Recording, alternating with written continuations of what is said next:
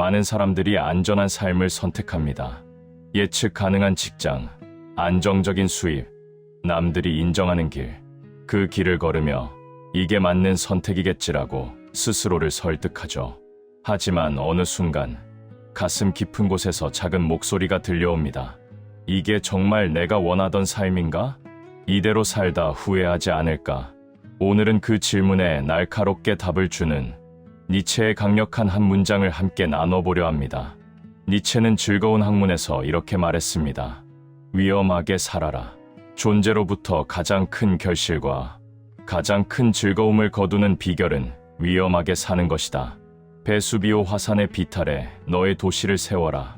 미지의 바다로 배를 보내라. 이 말은 단순히 극단적인 모험을 하라는 뜻이 아닙니다. 니체가 평생 병과 고독, 사회의 비판 속에서 살았기 때문에 나온 말입니다.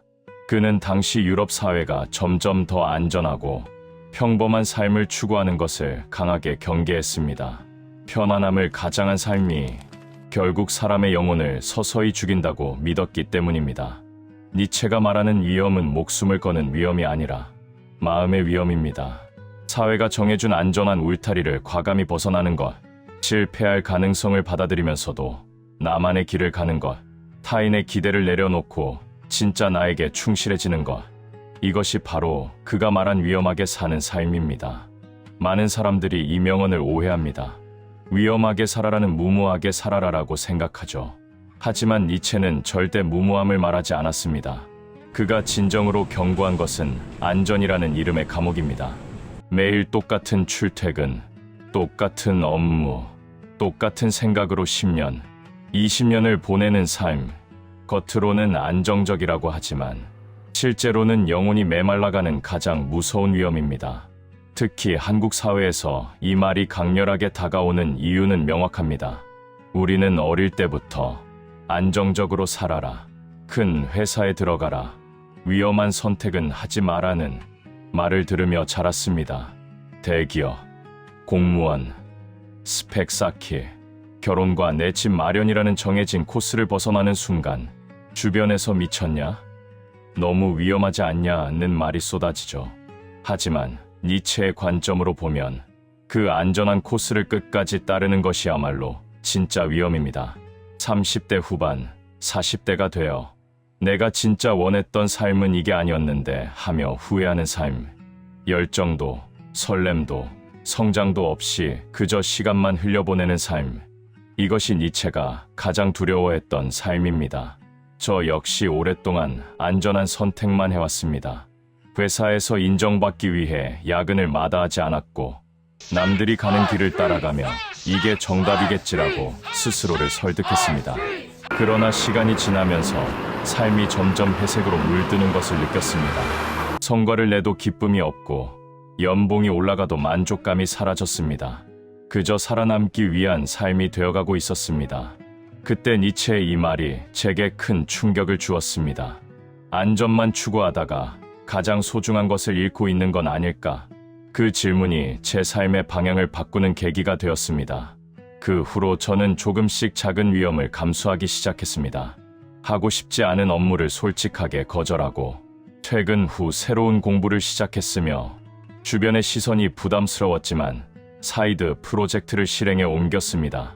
처음에는 불안이 컸지만 그 불안을 견뎌내면서 점점 달라졌습니다. 가슴이 뛰는 느낌이 돌아왔고 내 삶을 내가 주도하고 있다는 주인의식이 생겼습니다. 주변에서 위험하게 선택한 사람들을 보면 비슷한 이야기를 합니다.